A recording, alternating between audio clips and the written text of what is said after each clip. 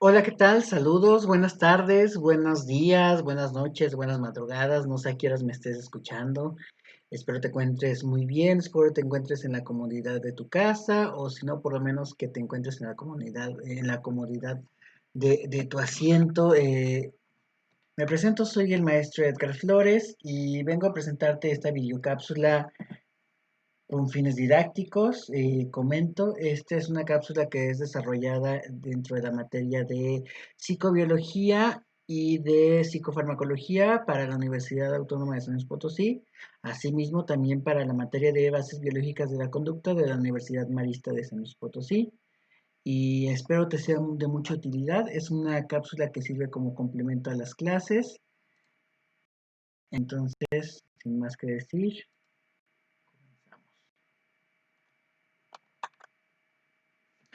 bueno, pues el tema que nos atañe el día de hoy es el de pasos de la sinapsis. Eh, Creo que primero te tengo que recomendar que aquí voy a hablar exclusivamente acerca del proceso de la sinapsis, lo cual quiere decir que no vamos a hablar acerca de los tipos de sinapsis, ni de impulso nervioso, ni de la fisiología de las neuronas. Por lo tanto, es muy importante que si no has revisado estos temas aún, por favor vayas y revises tus apuntes, revises un poco acerca de la fisiología de las células del sistema nervioso, acerca de la comunicación intraneuronal, ya que de esto no vamos a tratar nada, incluso de la sinapsis no vamos a abordar todos los temas, vamos a abordar única y exclusivamente el proceso de la sinapsis. No vamos a analizar la clasificación, ni los alcances, ni integración nerviosa. Es muy importante que lo aclare. Como mencioné, pues esta va a ser una cápsula que se hace con fines meramente didácticos. Creo que es importante hacer varias advertencias, por lo menos dos tipos de advertencias. Número uno, esta cápsula es con fines didácticos, con fines de aprendizaje y de enseñanza, no tiene fines de divulgación científica, entonces con tal motivo creé pasos que son pasos artificiales, son pasos que no existen. ¿Qué quiere decir esto? Que una forma de aproximarnos al proceso de la sinapsis es entendiéndolo como un proceso que ocurre en un espacio y en un tiempo.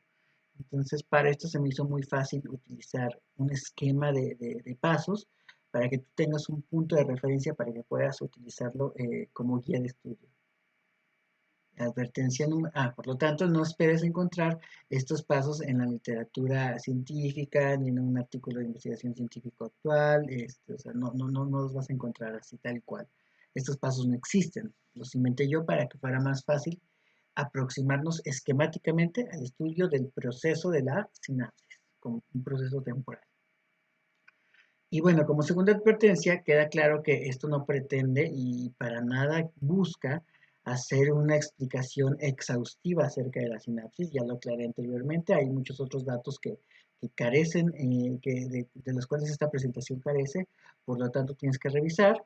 Y a final de cuentas, esta tampoco pretendo que sea una conferencia o que sea una clase como tal, sino que es una videocápsula o un videoclip que va a servir de apoyo a tu lectura, que va a servir de apoyo a tu estudio personal. Entonces, por lo tanto, yo aquí te presento un esquema para que cuando tú vayas a hacer la lectura, cuando tú vayas a revisar tus apuntes, cuando tú vayas a utilizar, a contrastar la teoría, te sea más fácil, ya tengas un esquema de referencia al cual referirte a la hora de estar hablando del proceso de la sinapsis. Este video o esta presentación, estas animaciones específicamente, las hice a partir de un capítulo que se llama Estructura y funciones de las células del sistema nervioso de Neil Carlson en un libro que se llama Fisiología de la Conducta. Me basé en la 11ª edición, la del año 2014, y este libro es de Editorial Person. Como mencioné, la sinapsis, pues bueno, se puede estudiar desde muchas formas, por su estructura, sí, por su función, bla, bla, bla. Pero aquí lo que nos atañe a este videoclip o a esta videograbación es que vamos a entenderla como un proceso que ocurre en un espacio, claro que sí, pero sobre todo que ocurre en un tiempo. Y si ocurre en un tiempo quiere decir que de alguna manera va a ser lineal. Entonces van a ser una serie de pasos, que reitero, Son pasos artificiales que no existen, que yo creé para que sea más fácil de estudiar. Se me hizo muy pertinente utilizar 10 pasos, son 10 pasos de la sinapsis, para poder explicar cómo se lleva a cabo todo este proceso. Entonces, bueno, pues aquí está una imagen general. Lo que sigue es ahora ir analizando paso por paso. Les voy a pedir que me vayan ayudando. Esto va a ser como Dora la Exploradora y entonces, pues bueno, vamos a comenzar. Muy bien, a ver, tú en la comunidad de tu casita, ¿puedes leerme el paso número 1 en voz alta, por favor? Muy bien. Pues aquí tenemos, creo que tenemos que hablar un poquito acerca de la estructura de la sinapsis. A final de cuentas, repito, no es el objetivo de esta plática, pero sí creo que tenemos que encuadrar esto. Esta es la neurona presináptica. Este es un botón terminal del axón. Para acá está el axón. Este es la hendidura sináptica o el espacio sináptico. Recordemos que las neuronas no están conectadas de manera física. Y finalmente, esta es la neurona postsináptica y forma parte de una espina dendrítica. Entonces, esta es una estructura básica. Por lo menos hay 3 elementos necesarios y constitutivos de una sinapsis. Una neurona presináptica, una neurona postsináptica y una hendidura sináptica. Necesitamos una neurona que envíe el mensaje y otra neurona que reciba el mensaje. Entre comillas, no de mensaje, porque vamos a ver que no es un mensaje, no es información pura como tal, es información de tipo de química. Muy bien, entonces, bueno, el paso número 1 podríamos decir que realmente no es un paso, sino que es una condición previa y tal cual lo leyó su compañero. Bueno, vamos a tener aquí a las vesículas, están representadas por estas bolitas rojas. Acuérdense que las vesículas es donde se lleva a cabo el almacenamiento y transporte del neurotransmisor. En este caso, el neurotransmisor está representado de color amarillo. Paso 1, el viaje de las vesículas desde el soma hasta el botón terminal. Lo primero que se necesita es que, obviamente aquí no voy a poner y a dibujar toda la neurona, pero que las vesículas viajen desde el soma hasta llegar aquí al botón terminal. Eso por sí solo no es una sinapsis, simplemente es una condición previa a la sinapsis, necesitamos que llegue. Acuérdense, esto se lleva a cabo a través del transporte exoplásmico anterógrado. Y las vesículas viajan a través de los microtúbulos. La primera condición que necesitamos es que llegue. Llegan las vesículas al botón terminal. Si no se diera este paso número 1, no podría haber sinapsis. O sea, si no llegaran vesículas al botón terminal, no podríamos decir que existiría una sinapsis. Esa es la primera condición, es un requisito previo a que pueda existir una sinapsis. Yo aquí lo puse como un paso número 1. Muy bien, volvemos al esquemita. Tú que estás en la comunidad de tu escritorio, ¿me lees el segundo paso? Exactamente. Ahora es el viaje del impulso nervioso por todo el axón hasta el botón terminal. Aquí va otra vez, fíjense. Recuerden que el impulso nervioso viaja por todo el axón a través de del transporte o de la conducción saltatoria. Eh, Acuérdense que no es más que, el impulso no es más que el transporte de la despolarización o de los potenciales de acción a través de todo el axón, desde la dendrita hasta este botón terminal. Este paso también es una condición previa. Por sí solito esto no es sinapsis, pero es una condición previa para que pueda existir la sinapsis. Entonces, fíjense muy bien. ¿Qué pasó? Que, pues bueno, se fueron despolarizando estas membranas, fueron cambiando la polaridad de la membrana, se fue transportando este impulso nervioso hasta que llegó a aquí. Paso número 2. Ojo, y nótese que aquí siguen las vesículas que ya habían viajado desde el soma hasta este botón terminal en el paso 1. Hasta aquí el paso 2. Viaje del impulso nervioso por el axón hasta el botón terminal. Paso número 3. Tú que estás en tu computadora, ¿me lo lees, por favor? Calcio, Ca significa calcio. Perfecto. Muy bien, entonces aquí vamos a poner, a ejemplificar, aquí tenemos a calcio, son estas bolitas verdes, y fíjense, el hecho de que haya llegado el impulso nervioso es muy importante porque, bueno, recordemos que hay canales iónicos que van a ser dependientes de voltaje. En este caso, los canales iónicos de calcio son dependientes de voltaje. ¿Qué significa? Que mientras no haya un cambio de voltaje, mientras la neurona o la membrana específicamente en esta sección esté en potencial de reposo, no va a existir una apertura de los canales de calcio. Calcio quiere entrar a la neurona tanto por fuerza de difusión, como por fuerza de presión electrostática, pero pues no puede entrar porque simplemente el canal está cerrado. Pero una vez que llegó el impulso nervioso desde por toda la axón hasta aquí hasta este botón terminal, ¿qué es lo que va a pasar? Que va a producir una despolarización, o sea, va a producir un cambio de polarización en este sector de la membrana y el canal iónico que es dependiente del voltaje, como va a cambiar el voltaje, se va a abrir. Entonces, una vez abierto, ¿qué es lo que va a hacer calcio? Calcio va a entrar a la neurona. Recuérdese que quería entrar tanto por fuerza de difusión como por fuerza de presión electrostática. Entonces esto es muy importante porque nótese que si no hubiese llegado el impulso nervioso, calcio jamás hubiera podido entrar. Esto es un paso para poder llevar a cabo la sinapsis. Hasta aquí creo que vamos muy bien, ¿no? Muy bien, tú que estás en el celular, porfa. Exacto. El paso número 4 es un paso muy sencillo y muy intuitivo porque, pues fíjense, una vez que entra el calcio, calcio se une a la vesícula. Paso número 4, calcio se une a la vesícula. Una vez dentro de la neurona, lo que va a hacer calcio es que se va a adherir a la vesícula por su carga y esto va a ser un paso muy importante y muy relevante para que se pueda llevar a cabo la sinapsis. Aquí no tiene más complejidad, ese es el paso número 4. Paso número 5, tú que estás en la tablet, porfa.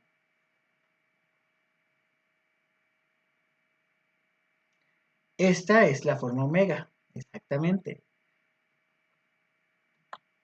La vesícula viaja hasta la membrana presináptica y se acopla en forma de omega. Pero ojo, vamos a hacer aquí un apunte muy importante, muy, muy peculiar. Fíjense, vamos a suponer que no se adhiere calcio a la vesícula. ¿Qué pasaría con la vesícula que llega una vez al botón terminal?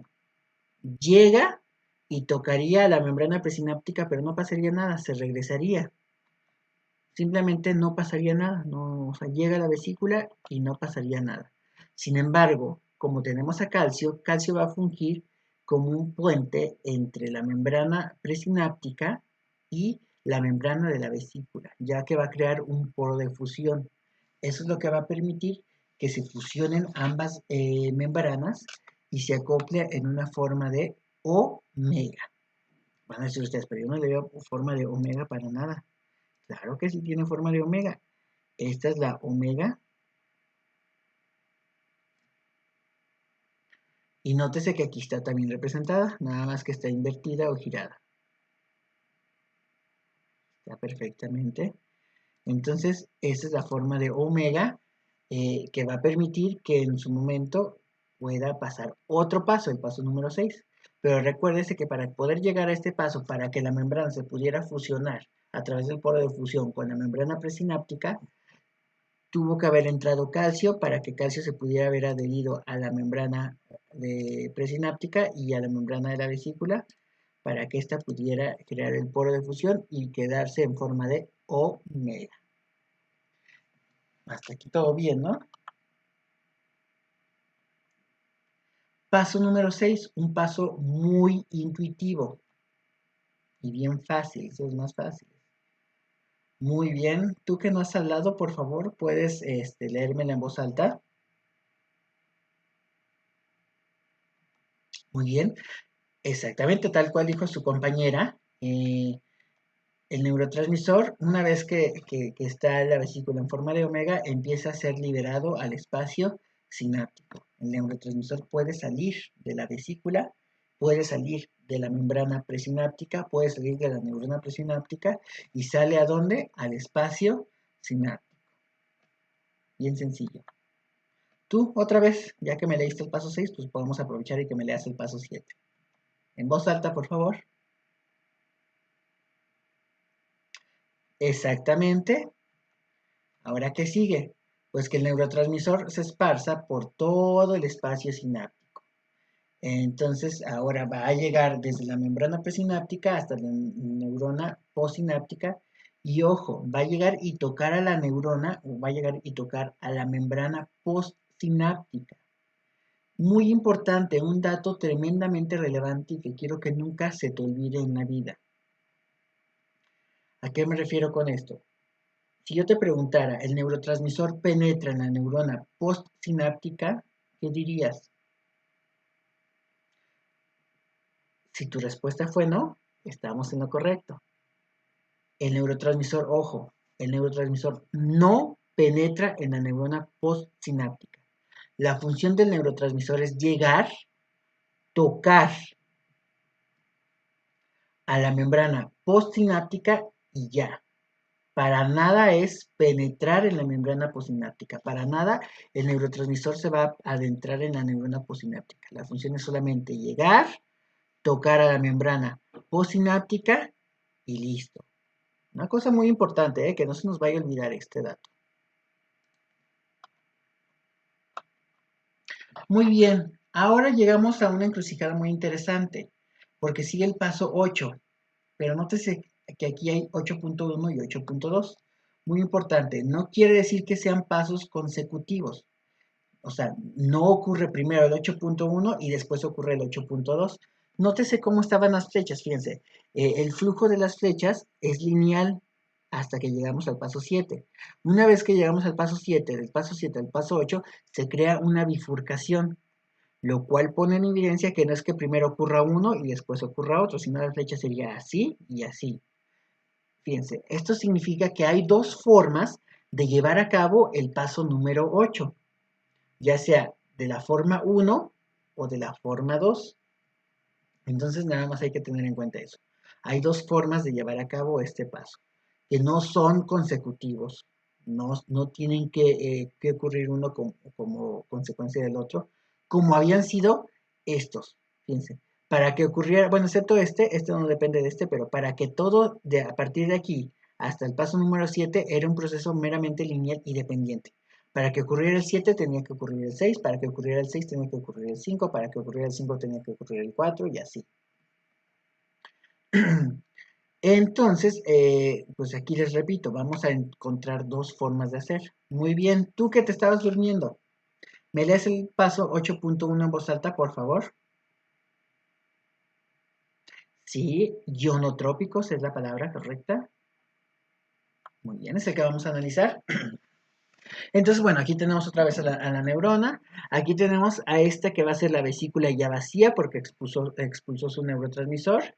Y, pues bueno, esta va a ser rellenada nuevamente en el soma a través del transporte exoplásmico retrógrado.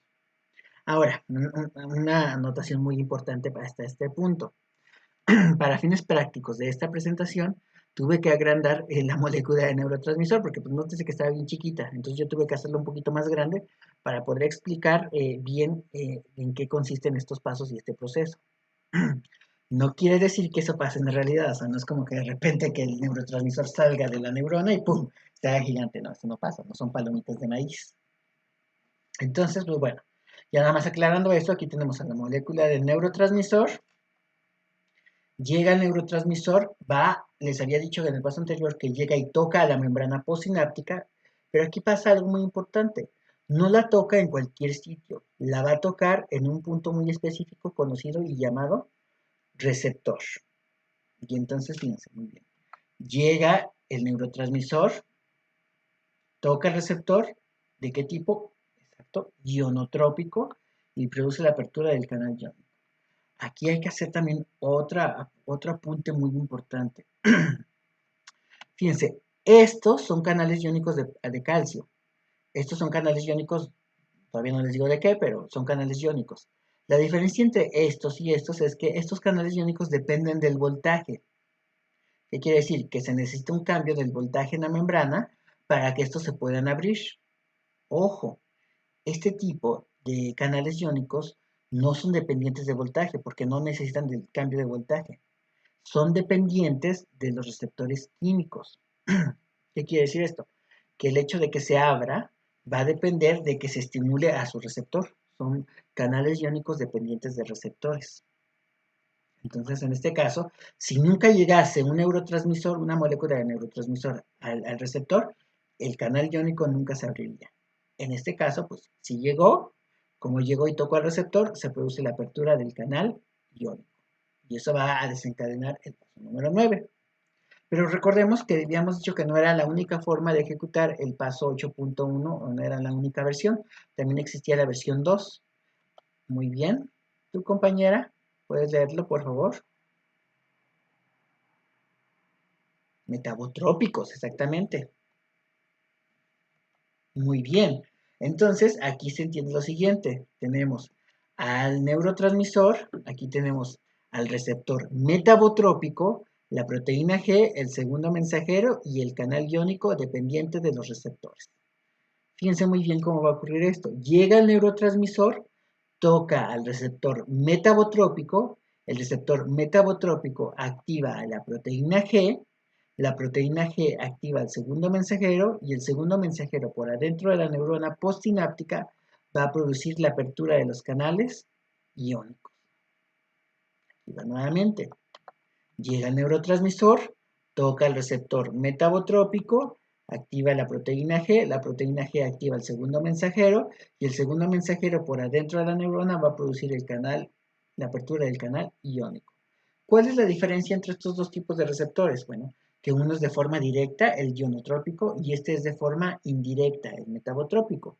Recuérdense que en el anterior paso llegaba, tocaba y se abría inmediatamente. En este paso llega, toca y tiene que pasar tiene que pasar por una serie de intermediarios antes de que se abra el canal iónico. Hasta aquí creo que todo bien, ¿no? Vamos muy bien, es muy relativamente sencillo.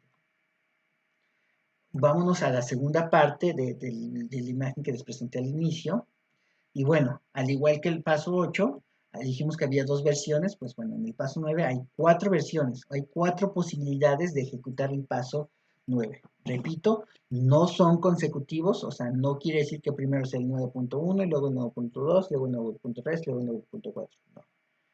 Sino que son 4 versiones o 4 posibilidades que pueden ocurrir. Todo depende de que se haya abierto el canal iónico en el paso número 8, ya sea por un receptor ionotrópico o metabotrópico, eso no importa. Lo que era condición necesaria para que ocurra el paso 9 es que se abra el canal iónico. Muy bien, comenzamos ahora todos como grupo, porfa. Léanme el paso 9. Sodio, Na significa sodio, ¿recuerda?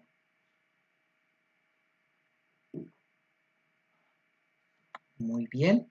Entonces, ojo, si los canales que se llegan a abrir son los canales iónicos de sodio, ¿qué es lo que va a pasar? Sodio va a entrar a la neurona, porque acuérdense que siempre fue el sueño de sodio querer entrar a la neurona, tanto por fuerza de difusión como por fuerza de presión electrostática. Como sodio tiene una carga positiva, ¿qué es lo que va a pasar si llega entrando a la neurona? Lo que ya habíamos estudiado en impulso nervioso y en potencial de acción y de reposo. Genera una despolarización. ¿Qué quiere decir esto? Que bueno, esta membrana en este sector estaba en potencial de reposo, pero como entró sodio, cambió la polaridad y generó una despolarización. Tenemos aquí nuestra imagen del potencial de espiga, y pues bueno, lo que ocurrió cuando entraba sodio fue que ocurría una despolarización. Iba aumentando el voltaje, iba cambiando el voltaje de negativo a positivo. ¿Por qué? Porque los sodios tienen una valencia, una carga positiva. Esto es bien importante porque una vez que se logra la despolarización, aquí también al mismo tiempo va a haber canales iónicos dependientes de voltaje. Como ya cambió el voltaje, pues ¿qué creen que pasa con los canales iónicos que están aledaños? Van a empezar a abrirse y se va a llevar a cabo el transporte del potencial de acción.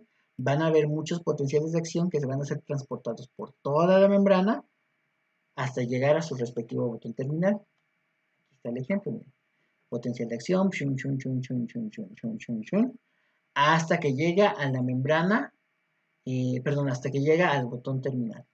¿Y esto con qué finalidad? Pues con la finalidad de poder que ahora la neurona que era postsináptica funja en una nueva sinapsis, pero ahora con el papel de la neurona presináptica. ¿Para qué? Para que, pues, en este caso, esta neurona pueda liberar sus neurotransmisores. Por eso es muy importante que una vez que se ha producido una despolarización, este potencial de acción pueda viajar por toda la membrana hasta llegar a su respectivo botón terminal. Está muy sencillo y todo esto fue porque se abrió el canal iónico de sodio. Paso 9.2. Exacto. Muy bien, vamos a analizar qué es lo que ocurre aquí. Fíjense, si los canales iónicos que resultan abiertos son los canales de cloro, va a pasar algo muy importante. Cloro va a entrar a la neurona y recuerden que como cloro tiene una valencia negativa, ¿qué es lo que va a pasar? Se va a generar una hiperpolarización. Fíjense, esta membrana que estaba en reposo, pues ahora se va a hiperpolarizar. Vamos a llegar hasta acá. Por lo tanto, ya no va a tener la posibilidad de generar más potenciales de acción. Entonces, aunque se abran los canales iónicos de sodio, pues se va a generar una hiperpolarización o en su defecto, puede ser que haya empezado a abrirse ciertos canales de sodio, pero se abren los de cloro y comienza una repolarización y entonces ya no permite que despunte o que despliegue un potencial de acción nuevo. Entonces, en este caso, simplemente queda la neurona hiperpolarizada, lo cual quiere decir que queda incapacitada para generar más potenciales de acción y por eso a este se le llama un potencial posináptico inhibitorio. Dato muy importante, en este paso se generaba un potencial postsináptico excitatorio, una excitación, una despolarización. En este paso, en 9.2, se genera un potencial posináptico inhibitorio. Es bien fácil este concepto porque es potencial, porque se va a ocurrir un potencial, es postsináptico porque va a ocurrir en la membrana postsináptica y pueden ser de dos tipos, excitatorios como con la entrada de sodio o en este caso inhibitorios por la entrada de cloro. ¿Por qué? Porque se producen hiperpolarizaciones. Como cloro es negativo, se va a volver muchísimo más negativo adentro.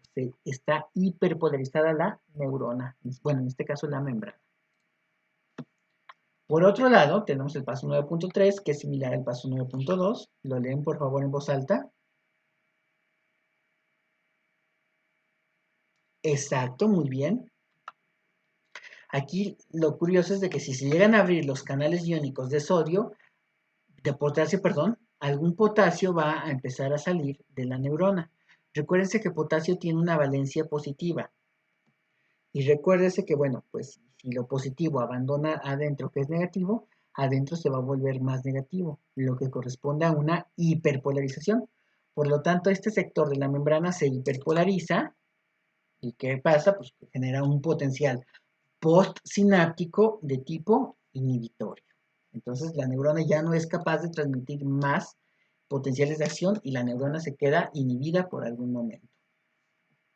Bien fácil, nada más aquí potasio sale de la neurona y entonces le quita positividad adentro y la vuelve más negativa, la vuelve hiperpolarizada. Y repito, correspondiente a un potencial posináptico inhibitorio.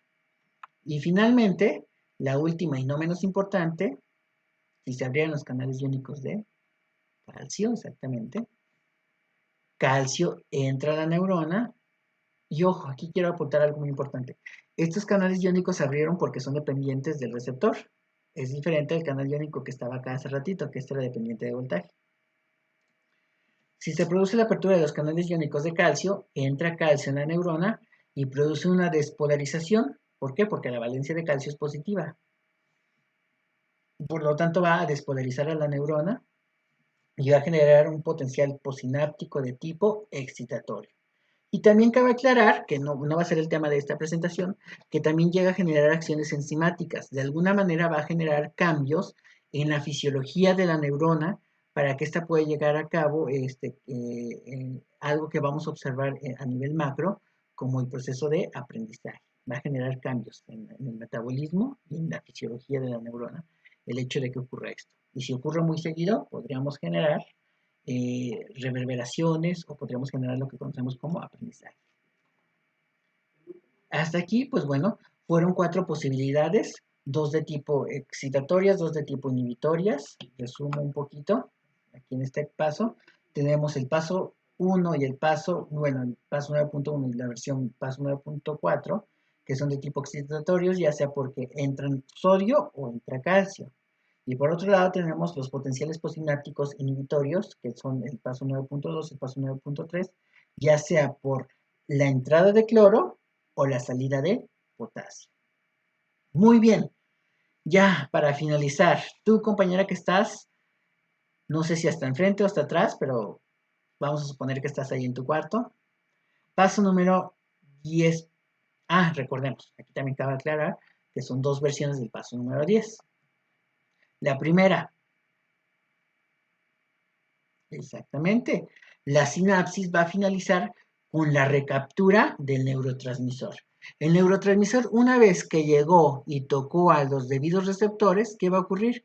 Que la neurona presináptica, a través de unas bombas de recaptura, va a chupar, entre comillas, al neurotransmisor y lo va a regresar adentro de la neurona. Lo va a recapturar. Y así es como termina la sinapsis, con la recapturación del neurotransmisor por la neurona presináptica. Bueno, por lo menos esa es una forma de terminarlo. Recuérdense que también tenemos la versión 2. También la sinapsis puede terminar de esta forma.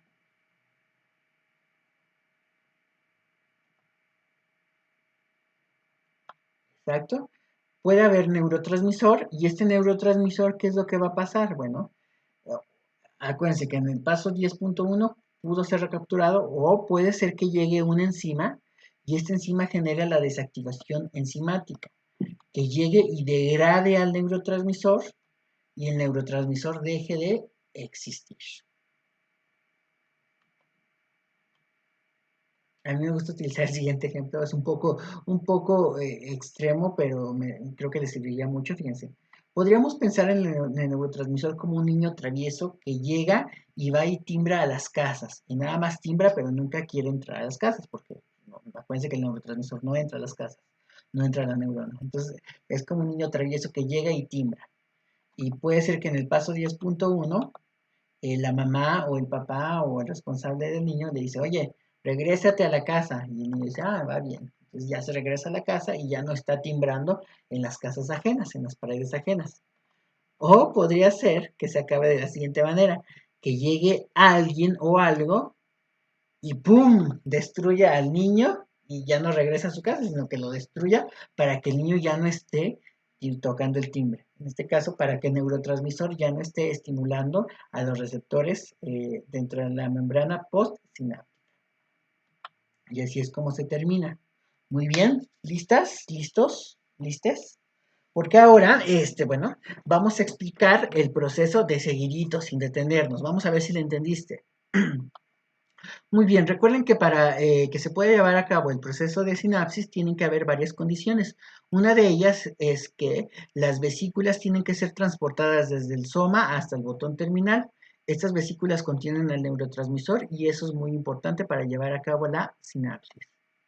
Después, el impulso nervioso tiene que viajar desde la dendrita, por el soma, por el axón, hasta llegar aquí al botón terminal.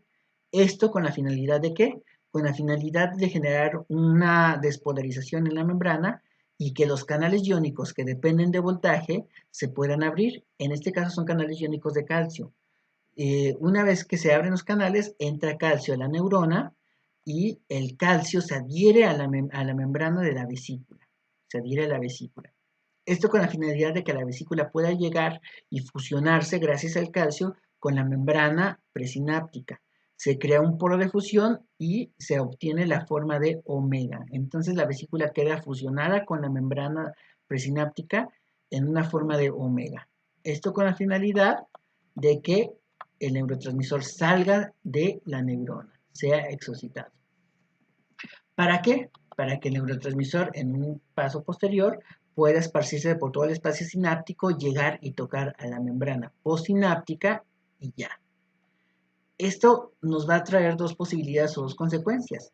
En un primer momento, que el neurotransmisor llegue y toque a un receptor de tipo ionotrópico y se produzca la apertura del canal iónico de forma directa. O que el neurotransmisor llegue y toque al receptor metabotrópico y este produzca la apertura del canal a través de la proteína G, a través del segundo mensajero y se produzca la apertura del canal iónico. Muy bien, estos canales iónicos que se abren van a ser de varios tipos y depende de cuál se abra, va a generar una acción u otra. Si se llegasen a abrir los canales iónicos de sodio, pues sodio va a entrar a la neurona, va a despolarizar a la neurona y va a generar un potencial posináptico excitatorio. Si los que se llegasen a abrir son los canales de cloro, perdón, cloro entrará a la neurona y va a generar una hiperpolarización, una repolarización, lo que corresponde a un potencial posináptico inhibitorio. Si los canales iónicos que se abren son los canales de potasio, potasio sale de la neurona, lo cual va a corresponder a una hiperpolarización y por lo tanto el resultado sería un potencial posináptico inhibitorio. Pero si los canales iónicos que se abren son los de calcio, calcio entra a la neurona, genera una despolarización, lo que corresponde o da como consecuencia a un potencial posináptico de tipo excitatorio. Finalmente, la sinapsis va a terminar con la recaptura del neurotransmisor o en su defecto con la desactivación enzimática de ese neurotransmisor. Y entonces el neurotransmisor deja de estar en el espacio sináptico y termina la sinapsis. Y este cuento se acabó. Muy bien, pues espero que te haya servido este videoclip, esta cápsula informativa.